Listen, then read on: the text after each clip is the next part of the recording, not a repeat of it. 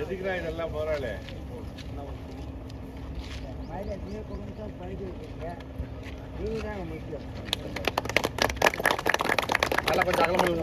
கொஞ்சம் அகலம் பண்ணுங்க எப்படி வாங்க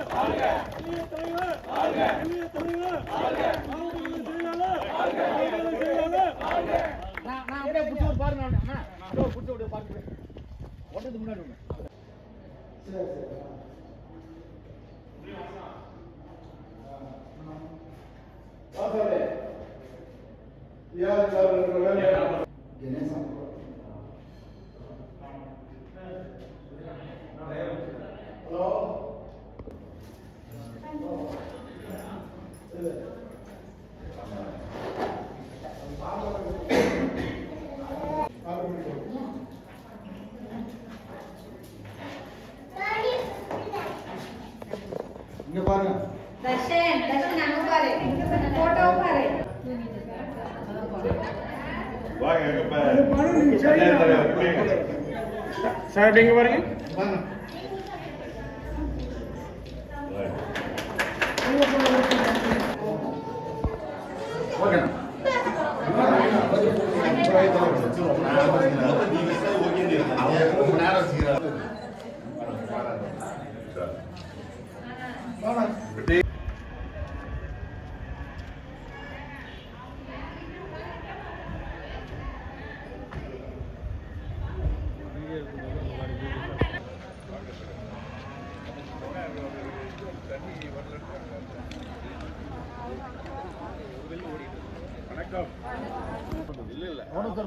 என்கிட்ட அது நின்றா நான் ஒத்துக்க மாட்டேன்.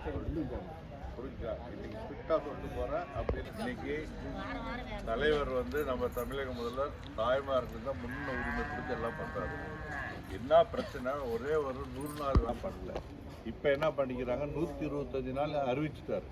ஆனா ரூபாய் யார் தரணுமா, நாம தரணுமா, 40%. புரிஞ்சுதா? இதெல்லாம் என்னத்துக்குன்னா நம்மள இந்த வேலை வாய்ப்பை குறைக்கணும். நீங்கள் அப்பா பையன் படிக்க வைக்கிற வரையிலும் யார் தரணும்? அப்பா அம்மா தானே சம்பாதிச்சு கொடுத்தா தானே ரூபாய் கிடைக்கும்.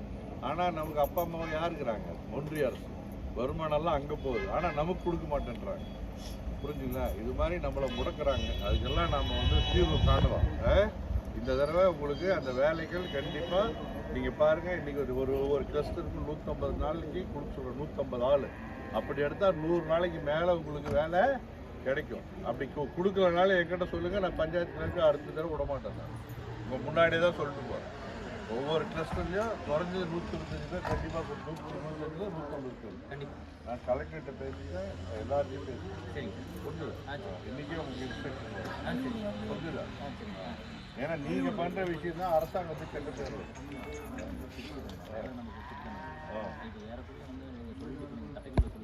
அப்போ கூட நம்ம பார்த்தீங்கன்னா நம்ம பஞ்சாயத்து 700 பேருக்கு நம்ம வேலை கொடுத்தோம். அப்புறமா பார்த்தீங்கன்னா கொஞ்சம் ஒர்க் இல்லைன்னு இதாச்சுங்க, கம்மியாச்சுங்க. அடுத்து உடனே ஒர்க் வாங்கிட்டேங்க. இன்னும் 3 மாதத்துக்கு ஒர்க்லாம் சொல்லக்கூடாது. அதெல்லாம் நான் வாங்கிட்டேன் வாங்கி வச்சிருக்கேன். வீடு இலவசப்பட்டாவா?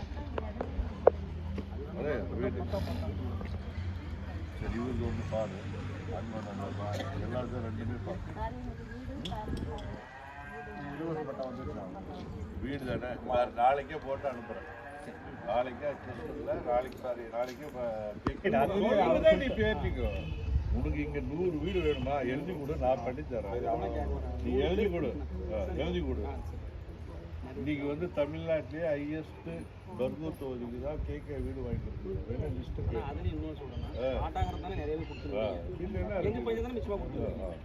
இப்போ என்ன கொடுக்குறானோ கூட நான் பண்ணித்தரேன். புரிஞ்சுதா? நான் ஜோக்குக்கு சொல்லமா, கேட்க வீடு இங்கே 85,000 பேருக்கு பட்டா கொடுத்துருக்கோம். புரிஞ்சுதா? இதுக்கே 120 பேர் கொடுத்துருந்தாங்க. இன்னைக்கு வந்து இது பண்ணித்தரேன் பாரு. வேலையும் இன்னைக்கு வந்து ஒரு கிளஸ்டரில் 125 150 பேர் இங்கிருந்தே கொடுப்போம். சரியா? சந்தோஷமா? நன்றி நன்றி. இப்போ எங்கள் தலைவருடைய ஆட்சின்னா எப்படி இருக்கு உங்களுக்கெல்லாம்?